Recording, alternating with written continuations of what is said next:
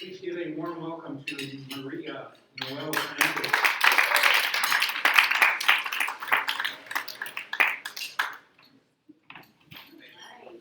Thank you so much for having me with you all. I was going to say good morning, but it's afternoon already. Good afternoon. We're going to get the tech set up, so bear with us. All right. Fabulous. Yeah.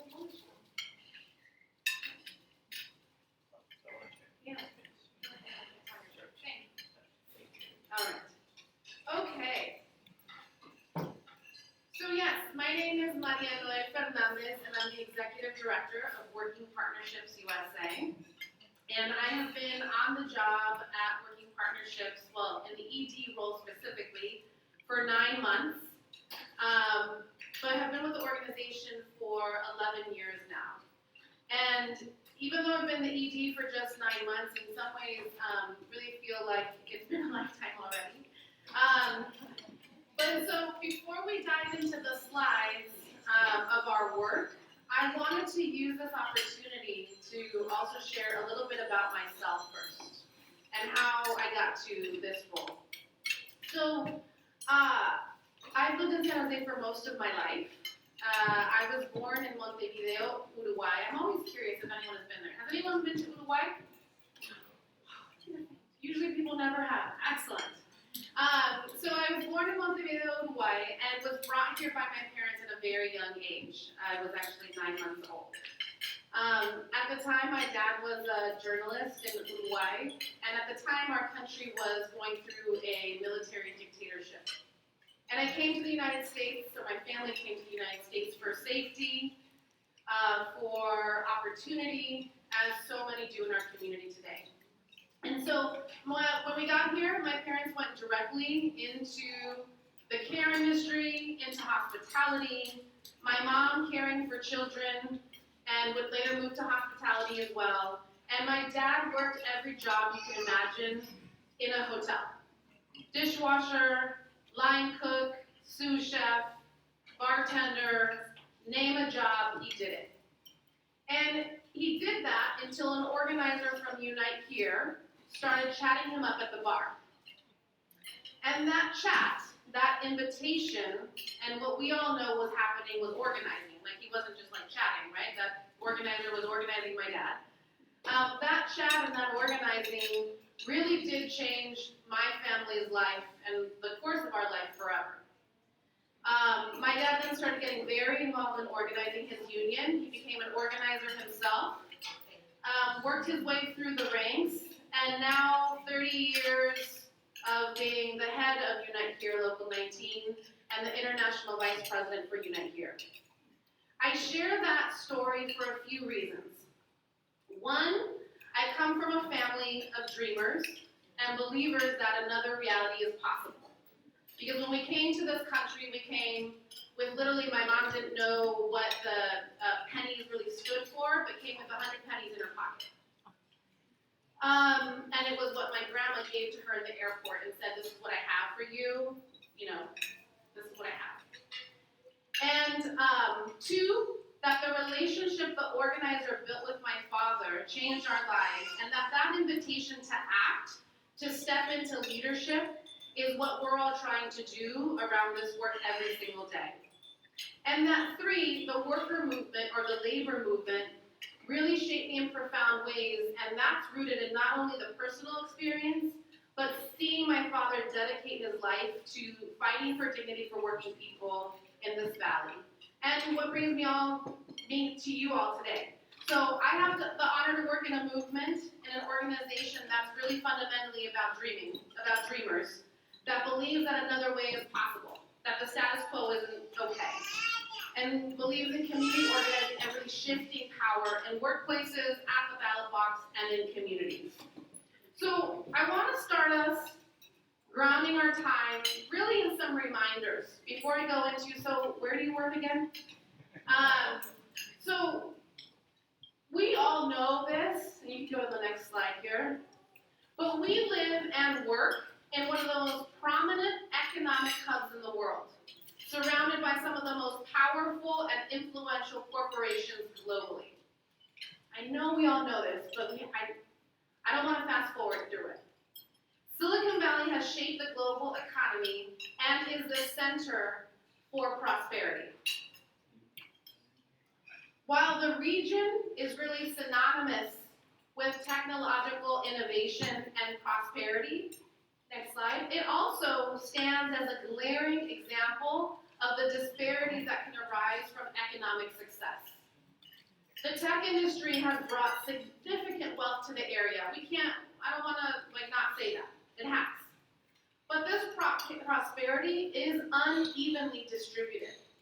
Skyrocketing salaries for tech professionals, combined with a lack of policy solutions, and I would add political will sometimes, have driven up living costs, making it increasingly difficult for many residents to afford housing, education, childcare, healthcare, the list can go on. And as a result, the gap between those who have and those who don't continues to widen, and the middle class continues to shrink.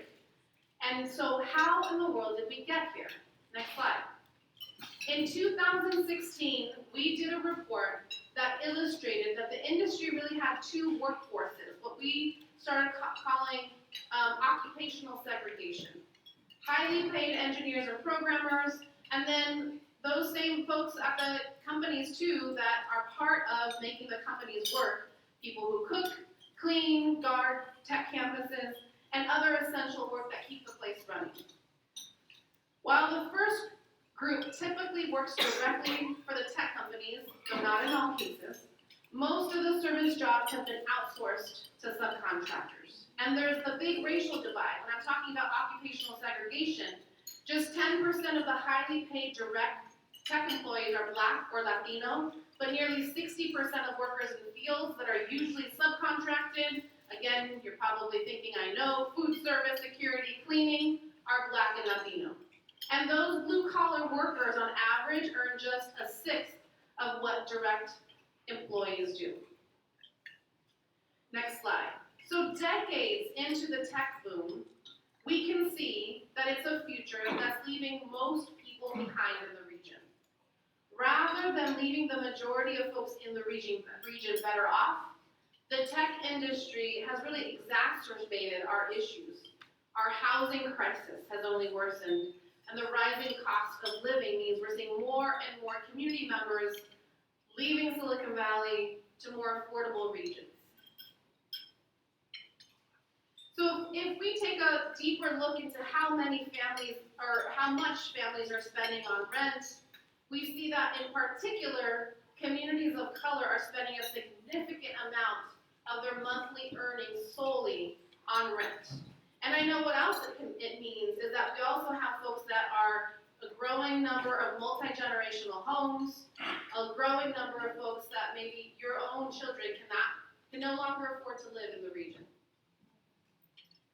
So that reminder today is quite the downer, and that is not what I'm hoping to leave with. But what I realized is that the question that we as an organization, going back to, where do you work again? Working Partnerships USA, the question we're trying to really grapple with and are committed to finding answers on is, can we reverse this trend?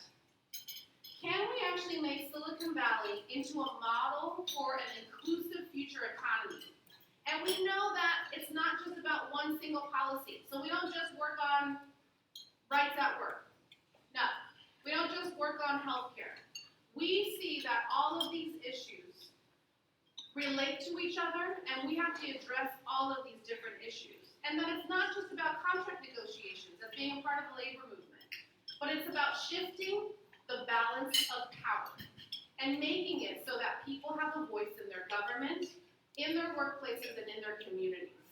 And it's really not a radical idea, though sometimes I do feel like maybe it is, but it's really a return to democratic roots, and that's why we do the work that we do.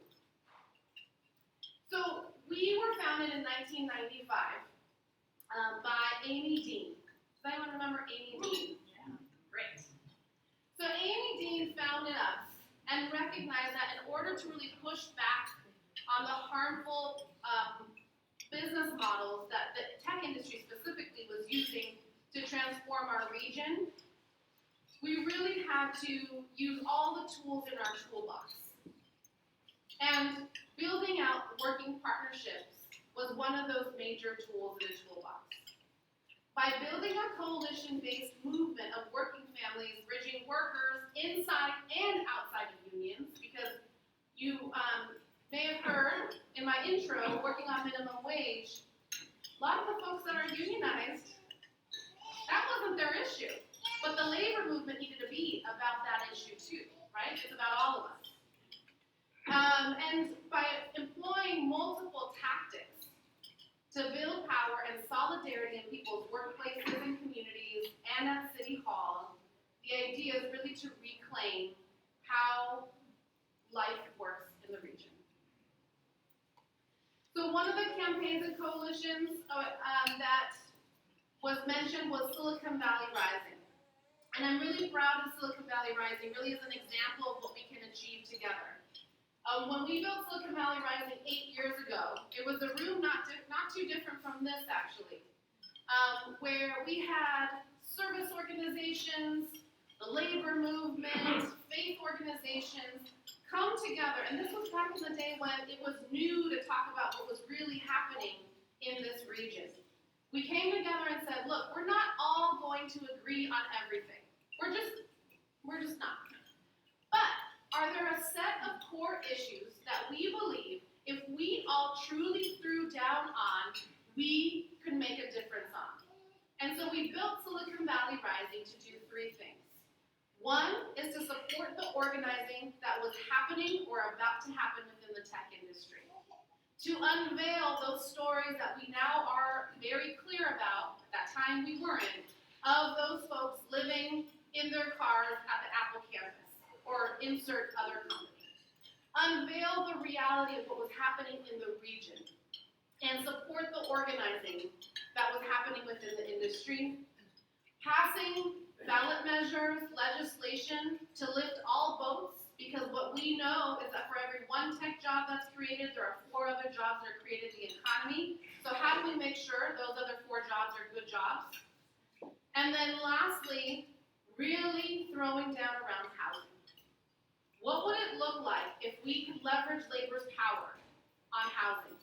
What could it look like if it wasn't just this other siloed issue, but that in every space, in every meeting, we were addressing the housing insecurity that's plaguing our communities every single day. From that day when we built Silicon Valley Rising, 10,000 service workers within the tech industry now have a union. They now have a voice on the job. Worker protections and job security during the pandemic, most of those companies that we built relationships with, and let me not sugarcoat it, it was salty at the beginning. You know, when we took on the campaign for Google, for many years, I don't know if some folks may have, they're like, oh, she kind of looks maybe familiar. Silicon Valley Business Journal and many different outlets, I was the salty one. I was the one saying, absolutely not. Except if you're gonna work with us. Except if you're gonna sit down at the table. Except if we're gonna actually figure out how do we build a community benefits agreement and actually negotiate what it means to come into a community, what it means for workers, and what it means for housing. And so it took years of organizing to get to a place where we could then win the largest community benefits agreement of its kind. And what I want to really uplift here is that it wasn't just us.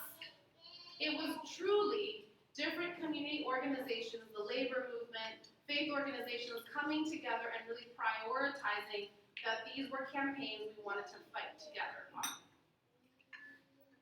Next slide. Oh, you know what? I'm actually a little bit behind. Just to uplift a few of the past wins.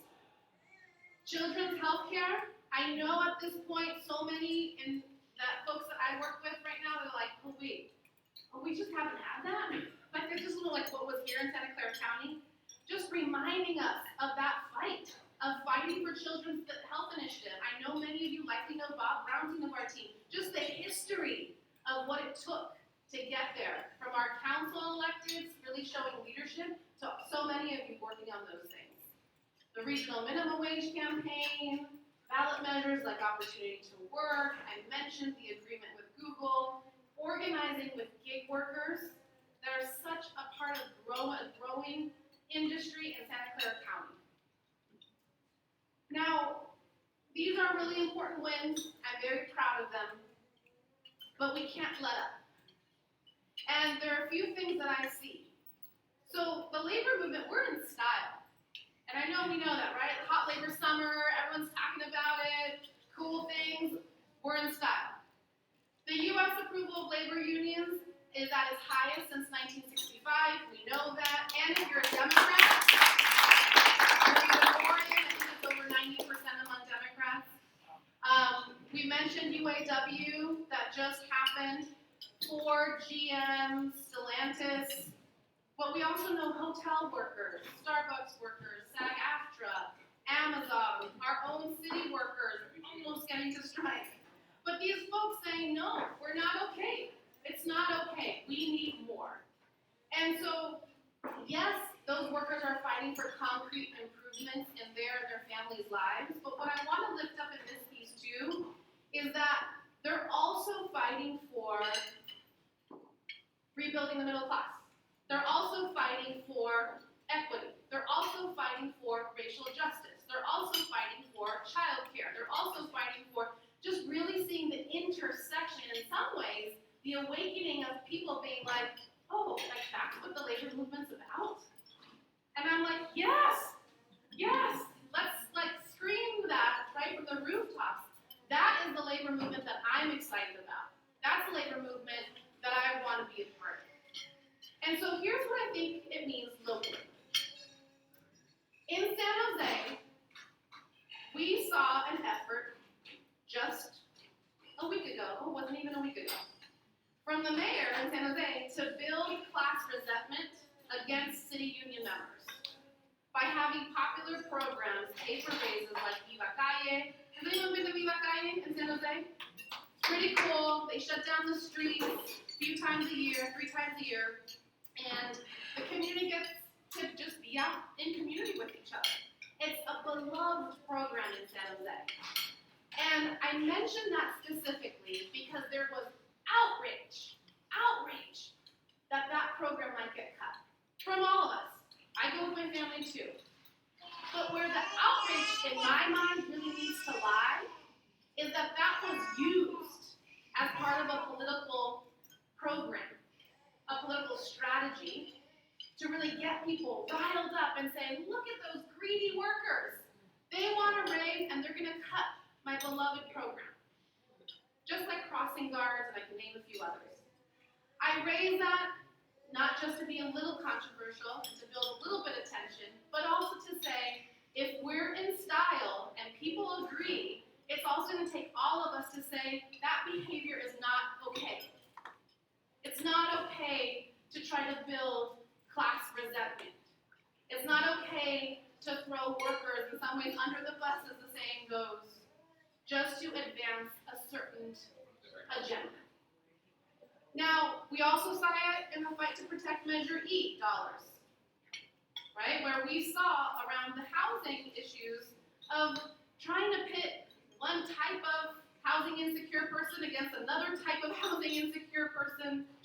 I mentioned these, and I know all of you have other examples, because at the end of the day, what I believe is that we can't buy into this zero-sum rhetoric, and it's not enough for everyone to just say, okay, well, it's just politics, it's just, what's happening. But how do we actually say no? How do we actually believe that there is enough for all of us? And sure, we have to prioritize, and sure, it's complicated, it's not an easy street to get there, but how do we actually sit down and have a conversation about real policy solutions? Now, how we do that. So the way that we see our role in all of this is to really do this from the ground up. One, to inform and equip our communities to counter misinformation and systemic neglect. Two, to bring new people, organizations, and leaders into our movement. I think so many of us talk about we should organize our way out of the job. Like it should just be there. We are so many people that want to do this work and want to be active that we're gonna not need it anymore because there's truly a base of folks that is leading this work. Shoring up existing public leadership and really catapulting new leaders into decision-making power. I worked for Supervisor Cindy Chavez when she was a council member years ago, and really I see her as someone that, to me, reminded me of what it means to have someone, how important it is to have someone that lives the values, being in a position of power. When sometimes as a young person, I wasn't quite sure. I was like, do I burn the building down or do I want to be in the building? Going back and forth between that analysis. And really, she was the one that reminded me of what it meant to do the work from within. And I mentioned that because we need to be investing in our leaders. So many of our leaders, we're all working so hard to get them there. And then when they're struggling, we're like, see? So how do we not only invest before, but also do the hard work once we have helped folks get into those positions of power and they are learning in public? How do we help them learn in public with us? Sure, sometimes there's accountability and all the things we have to do, but how do we really support them in those positions to help them be successful? And then lastly, two things: exposing the myths that harm our communities, and then in some ways, why I think many folks know working partnerships, which is to advance cutting-edge policy solutions. Like I said, we don't all have the solutions. I don't have like a secret book. Neither does anyone on my amazing team. But we do have a commitment to figuring out what are some of the best policy solutions we can develop. Around organizing and civic engagement, so we know there's an election coming up. Yeah. And so over the next several months, voter engagement is a critical piece of our work. And so how do we talk to folks about complex issues? How do we talk to folks about taxes? How do we talk about reform of our system and doing that work in all of our communities, especially in low propensity parts of our county? Really nurturing participation in government, bringing folks that have never gone to City Hall, provided public testimony and telling their story, and investing in that leadership development, and doing a lot of Know Your Rights training. So we hold what's called the Fair Workplace Collaborative, where we have a team of folks every single day out in the community. I mean, they're literally sometimes standing outside of restaurants, meeting workers when they're coming out of their job to talk to them about their rights and getting them involved. Research and policy, and so around economic justice in Silicon Valley, really putting out the facts and working with local leaders to champion policy that advances racial and economic justice. I really just want to say the next piece of alliance building. A core to our analysis, core to Amy Dean's brilliance when she started our organization, was this idea, again, that we had to do it together. That this, again, rhetoric of labor and business and, well, we don't talk to each other, and that's, community organizations here and that over there, and different people on different issues. How do we build coalitions around problems that affect all of us and have hard conversations with each other? And so that's a key part of the way we do our work, is through building coalitions. And then also, like I said, nurturing new leaders. I want to lift up the Care Workers Council of one of those areas. We know the care economy isn't working for, I think, all elements of that. And so from when a child is born to maybe our last breath, how are we actually looking at the care economy and investing in that system and each part of that, including the workers? And I'll talk a little bit more about that because there's even some flyers about the care industry on your tables. And then this one, shifting the narrative. So providing necessary research-backed information around issues and really combating corporate or right-wing narratives about core issues.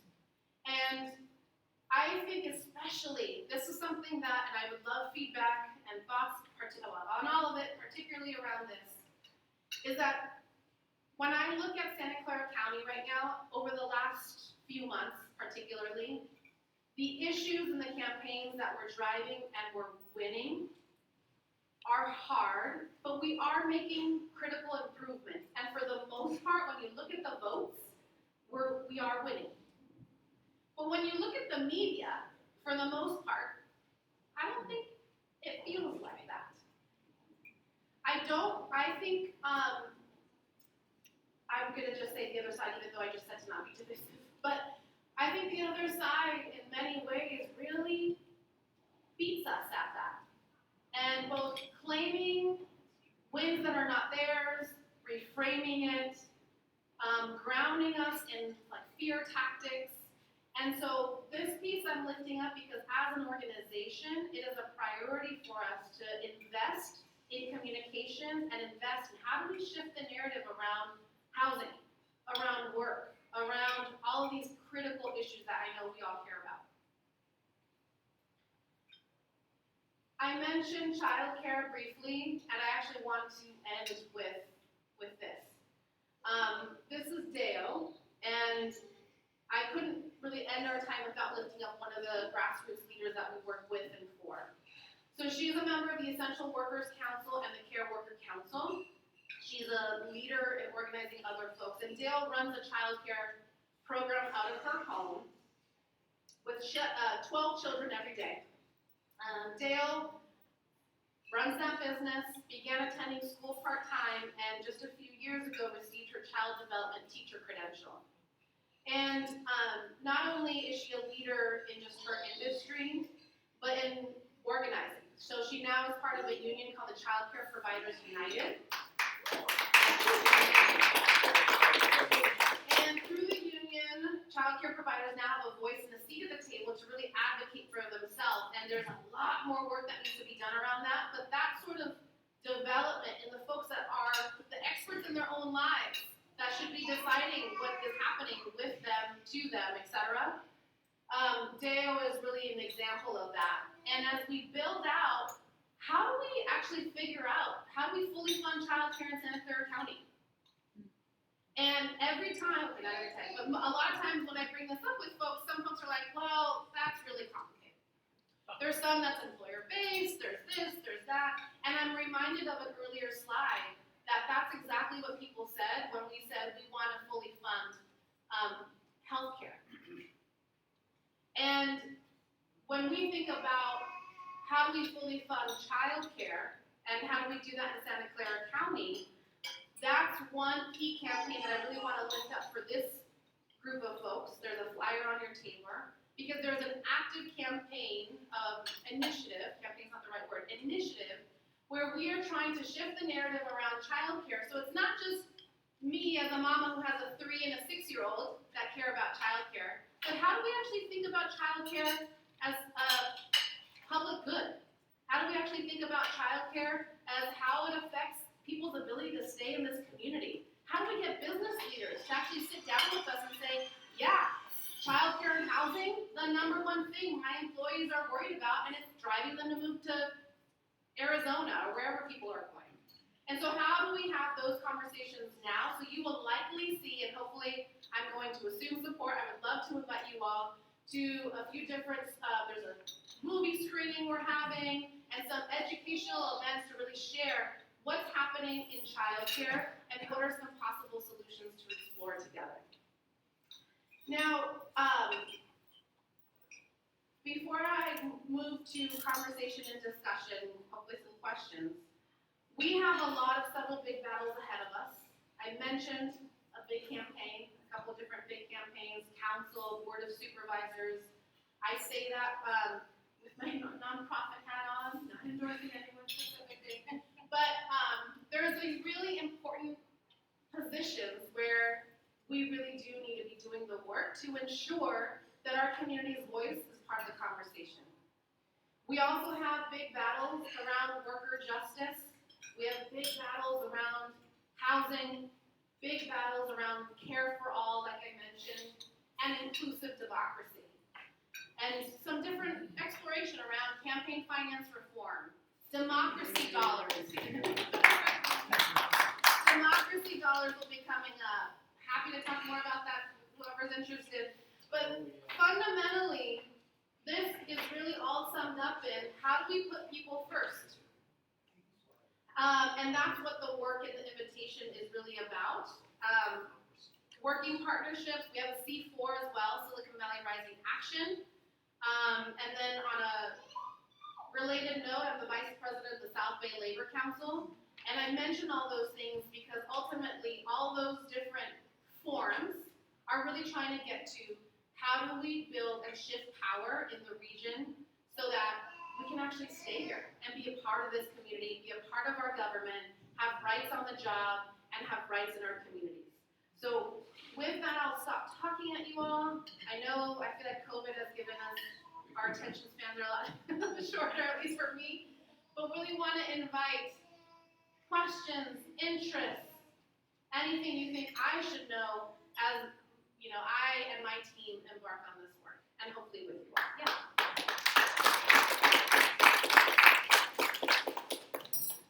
So I work with Move to Amend that is real concerned about money in politics and the corruption thereof. You mentioned democracy dollars. Yes. Could you talk a bit more about what that's all about? Yes. So we are just starting to build a coalition locally to look at what folks have done in Seattle and Oakland, where the government actually gives vouchers to citizens that then, as a citizen, you could then go to the candidate of your choice to fund their campaign, to donate to their campaign. And we're excited. I think if there's going to be a little bit of a windy road to get there, but over the next, I'd say, year, maybe a little bit less than that, we'll be hosting briefings because one element that we're hearing from folks across the country is that, and this is like not rocket science in some ways, but that if folks don't know the vouchers exist, guess what? They're not used. And so how do we invest in a public education campaign before we even win the thing to actually make sure that people know what a democracy dollar is, how to use that, why it's exciting to really build the energy around having this intervention in our county. Yes. Oh, by the way, thank you, Rob, for standing. It makes it easier for all of us to hear your question. I want to support Rob and Craig definitely with the Clean Money, statewide Clean Money campaign, and I would suggest privately talking to Craig, Trent Lang from Southern California, the president of the Clean Money campaign. They've been on at least a 20-year process about opening up a democratic change in public funding, public financing. Craig is a leader here locally. If you're looking for leaders, to connect you with Trent Lang, and also. I tried that in Santa Clara, came close. And Craig was a direct participant as well as Trent. They're willing to bring common cause in Yes. and bring We're money partnering in. with them. But you know what? You got to have to choose the right city or go statewide. I don't know what the inner circle that Craig is completely aware of in their planning. But Craig is the leader. You want to talk with him. He is important in that cause. Let's do it Thank you. county-wide so that all the cities are covered. There you go.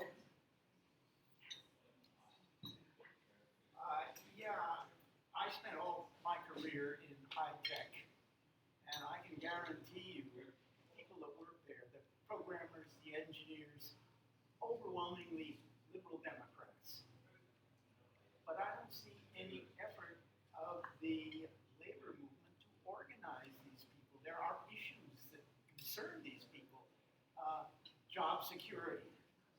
So, why not? Absolutely. Thank you for that question. So, 100% agree. So in the campaign for the last 8 years, oftentimes I get folks, reporters, like, what was the tipping point and what all those.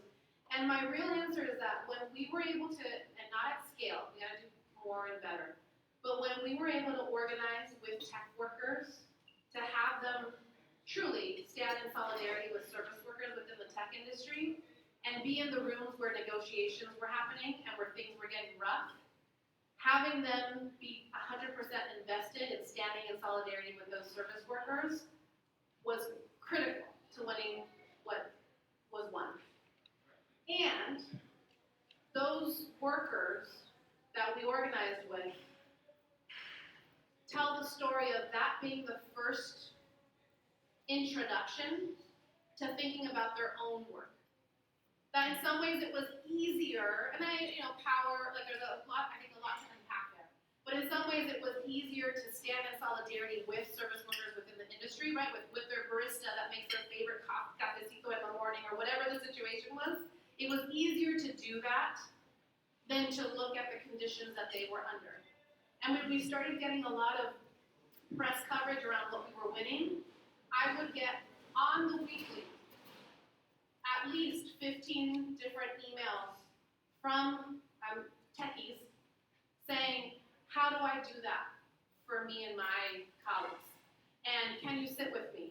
And can we figure something out? There is an effort from the Alphabet Workers Union to be doing exactly that. So I'll name them. And there's two other organizations we work very closely with. The Tech Equity Collaborative, that is actively working on organizing tech workers, not just on the job, but really around housing and different issues. And also the Tech Workers Coalition. And so, like I said, not at scale, and we have to do more, but I absolutely think that there's two learnings. One, the power of working with tech workers and that element. And then number two is just really just in many ways how many issues we share, regardless of industry. There were health and safety issues, lack of paid time off, so many different issues that there was really a line between anyone working within the industry, whether you were direct, indirect, or service. Hi, again, I'm Wendy Mahaney-Guru, San Jose Unified. I also work for Build the Future. I've been a child care advocate and an education advocate for 36 years. Long time. But, so I really want to point out something that I think is shocking if you don't see it at scale. At San Jose Unified, before the pandemic, we were at 31,000 kids. Last night our board reported we're at 25. Times their parents, times their community left. When you do that in other districts too, we're obviously the largest in Santa Clara County, so you can see clearly what's happening to families in Santa Clara County. They're leaving. And so what are they leaving for? We've been asking and asking and asking. The rent's too high and they can't afford childcare. Childcare is, for an infant care in Santa Clara County, is $22,000 a year. That's higher than UC tuition. And the workforce are being paid below living wage, certainly in this county. It's a math problem, and then you think about everybody, Facebook wanting folks to go back to work full time. What are they going to do for childcare? Also, not depressing, but also depressing to know, before the pandemic started with 2,000 childcare providers in our county, we still didn't have enough at that time. 600 closed their doors and didn't open them back up. And we expect that to happen again in October, a bunch more, because we're losing federal ARPA dollars. And it ends in October 1st. So we imagine another swath closing their doors. People will say, how does that affect me? I don't have children, you had children, that's your issue, not my issue. It is everyone's issue. When we don't have an economy that's sort of thriving by young families working, paying taxes, using our services, buying things in community, it affects all of us. So it is a critical infrastructure issue that we have to deal with if we want, in particular, Silicon Valley to have young families here. So, okay, I have no question. I just say thank you for working partnerships. And Maria Noel and Susan Ellenberg are co-chairing our Building the Future Collaborative, where we're working on this issue, really trying to talk to the unsuspecting folks about this big business. Certainly voters that may not have children or even like kids. But we want them to know they are important to you too, and here's how.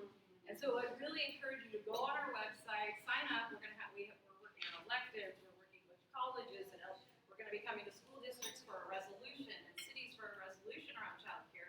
It affects the cities and our school districts. So please join us. We're going to be working on that. I really appreciate Maria Noel Fernandez. Thank you.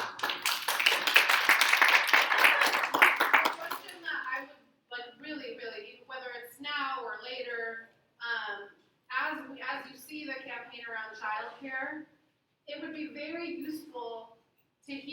for you to share with us what you're hearing. Where you're like, yeah, like look, the friends I go out to dinner with, not resonating. Like you gotta do better to cut through, or you have like it actually is very helpful to hear from different types. I know, we share values, but I go to my super not labor school friend to just be like, hey, like let me test some things on you. And she's like, yeah, I don't know what you're talking about. Or yeah, just it's helpful to hear that because the vast majority of voters are in that space. So then let's be smart about that, shifting the narrative. Yeah. I think like just the language used, like describing it as a market failure, like it's not the market's not clearing. Like it can't both be expensive, out of reach for people to pay for, yet the workers cannot survive on the wages. That's a market that's not clearing. And so coming up with language that is like easy for people to understand, like especially technical people, especially people in this area, it's a market. And then, but also like talking about how I understand like how it affects everybody. And people, like even I'm done with the childcare part of my life. My kids, like not here than elsewhere, and it's a national issue. So it is. I see two folks back there. They're like, we have answers. Yes. Can you bring us up to date on Apple? Because I know a generation ago they were touted because they had on-site childcare. Has that continued? I mean, that was a model. I know when I was just starting to work on that in Southern California, where I was living at the time when I moved up here, we had a light industry park really close to the housing. And through my church, we were starting to approach businesses about starting on-site childcare. And then I don't remember how many years ago it was, but I know Apple was held up as a model for childcare that workers could come during lunch and save their children. What's the status of that? Do you know? Yeah. And how So do they fund it? yeah, absolutely. I think so. Apple. I can think of Cisco. There's several folks that have childcare centers on site. The question we're asking ourselves, and that we're hearing from companies and workers, et cetera, is it's still tied to your employer. And so as a worker, let's just say you want to change positions, you maybe are unhappy, whatever the situation may be, your childcare is now tied to your employer. And so there's a lot of both, and health, exactly, right? Like we know the problem about healthcare being tied to your employer. And so the question and what we continuously are lifting up is yes, and how do we actually think about it a little bit differently? How do we address the issues of workers and tying that to your employer? And how do we make sure accessibility is also a part of the conversation? Because that works for some workers, and then some workers don't have access to that. Thinking about potentially contracted workers, subcontracted workers at those sites, etc. So I think there are a lot of different questions. Wendy, do you want to add anything to that? That's exactly right. The other thing is we're having conversations with big business as a part of this as one of our pathways. And what they're saying is similar. They have vouchers they're giving too because they don't have enough childcare on site. But the parent has this voucher. We have 2,000 parents in our county with vouchers and nowhere to go because there's no childcare open. There's no slots. So it doesn't work, right? The problem is complicated, but feasible. And we can do it. Well, I was going to say, so I'm on the West Coast School Board, and we have similar drops, about 20%, sort of the same. Part of that's, lower birth rates, but it's also, and we see our kindergarten and our new transitional kindergarten, which really should just be called preschool program, is much smaller because people can't afford, who are younger, who have children, young children, or going to have children, they can't afford to live in this area. But when they can, that's when they move in. So our middle school grades are much bigger because now people go, oh, I see the value of education, so they move where they can afford it. The challenge, as we launched our transitional kindergarten program, it's up at the mountain started, have all these teachers so they can collaborate and work well. But a lot of people don't do it because they can't drive up, and then it's having this discussion at our board meeting, well, not board meeting, it wasn't on the agenda, but after, the people it hurts most are the lower income, because if they're working two jobs, they may have this program that's free in school, but they can't afford to get there to drop off their kids. So even if you give Have to people come up at noon, vouchers. and you're like, what, how am I gonna get there at Yeah, noon? and one of the big challenges we have reopening schools is our teachers were having to take care of their kids, and they're like, if I have to go back in class, which they wanted to do, post it, what do I do with my kid? And we had to expand the program through our rec department that had our childcare drop off. But childcare is so tied to the workforce, particularly the young workforce, in this whole area. And the challenge, and I say this sort of an economist in my prior life, you also have to make sure you're addressing the right problem, because to just try to say, oh, we'll add taxes or we'll add costs, kind of like some of the stuff the state does and says, oh, this program would be really great for the schools, it now becomes twice as expensive as a good preschool program, because now we have someone loses a job that's at a modest or some income, and you're paying a full-time certificated teacher to teach 4-year-olds. And is that the best allocation of resources? Oh, and we have to have two of them because the ratio has to be 12 to 1. So now we're spending $200,000 for a classroom. And I don't quibble with our teachers' pay, because we actually have in our plan that our teachers will be paid the best that we can. And we actually achieved it this year in our strategic plan, giving them an 8% pay raise last year. 7% this year.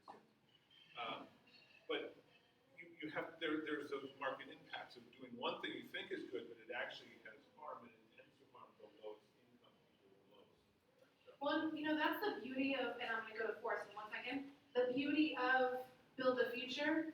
So typically I would stand here and say, okay, the campaign is in 2 months, please vote yes, these are the 17 reasons, this is really important, either donate, vote yes, become a ambassador, please, come walk. This is slightly different. We're actually investing in the pre-work to have the conversations and be like, well, what's happening with employer-based, and what does it mean in terms of state investment, and we're actually doing that work before we actually have a campaign. And so it is both beautiful and frustrating sometimes for us like that. We want to just go and win the thing, but that's the beauty of Build the Future, is actually sitting down with stakeholders and experts to just think together, how do we solve this problem?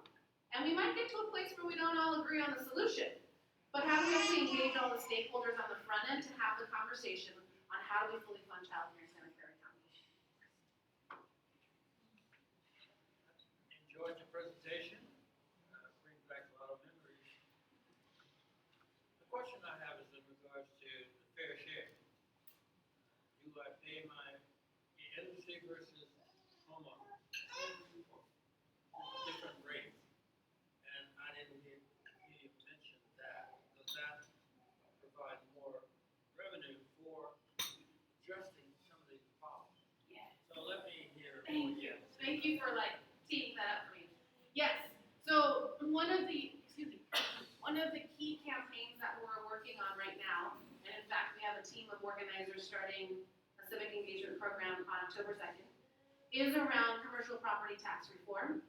And we're part of a statewide alliance called California Calls. And that's what I mentioned, I should have been more direct about it, so thank you so much. But this question, what I mentioned about having organizers on the ground talking about complex issues and taxes, specifically around commercial property tax reform, and how do we do the organizing in all communities to really understand what we're talking about? Because again, the other side's really good about scaring people and your taxes are gonna go up and the sky's gonna fall. How do we actually make sure we're educating and engaging all parts of our communities on these issues so we can actually get to reform? And so that, yes, we're part of California Calls, and we see that, we've been part of that for 9 years, but really how do we build the voter base across the state and in suburban places, et cetera, to actually have that reform happen. So we're working on it. We have to give Maria back, so we have time for one more. Hi, this may be more for the school board members in the room, but for you specifically. The ability of a school to provide services for children and families depends on money. We have 31 school districts in Santa Clara County, and they don't all have the same amount of money. New York has one, Chicago has one, LA has one. LA doesn't have any more money No. either. But it doesn't solve the problem. But they don't have 31 superintendents, some of which have one school.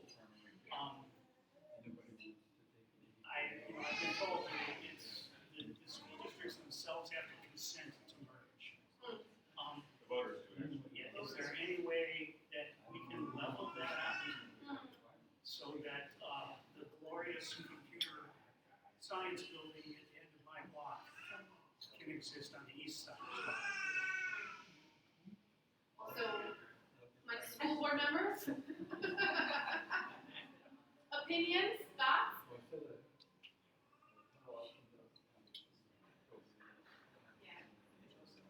Oh, I literally can go on for hours. Yeah, I was gonna say the same thing. I was gonna say, that's a big conversation.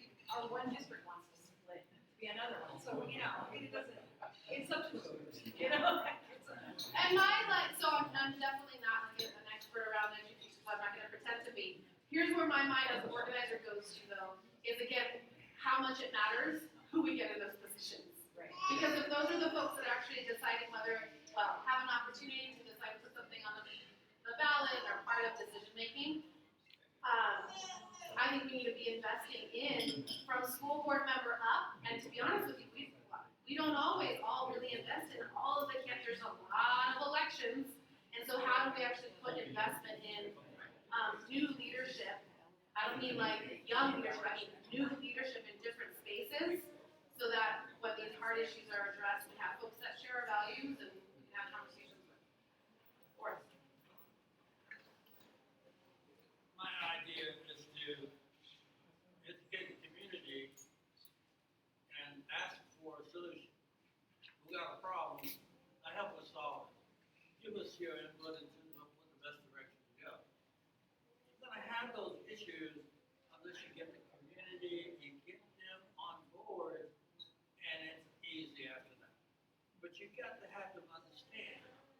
Many people come into our district, they have different educational systems, and they have focus on different aspects of the system. And so we're fighting for survival. We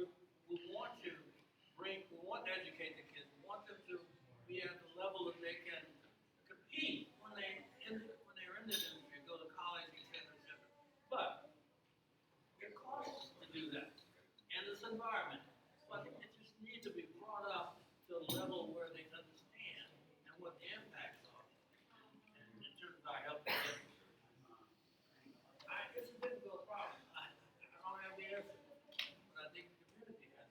yeah, I think I'll close really echoing that. I think if you remember anything about what's Working Partnerships doing, it's doing exactly what Forrest just said, which is bringing folks on the ground together to solve the largest problems that we're facing in the region. We don't have all the problems, we have some ideas, we have policy, we have some expertise within our own shop, but ultimately we believe we have to keep bringing people together to talk about these things and figure out solutions together and win. Like we can't just like think about it ad nauseum. Like campaigns are moving and we have some interventions we need to do and really see really all of you and so many others as part of being part of the solution and being in coalition together. So thank you so much for having me, for listening to me, and I look forward to listening.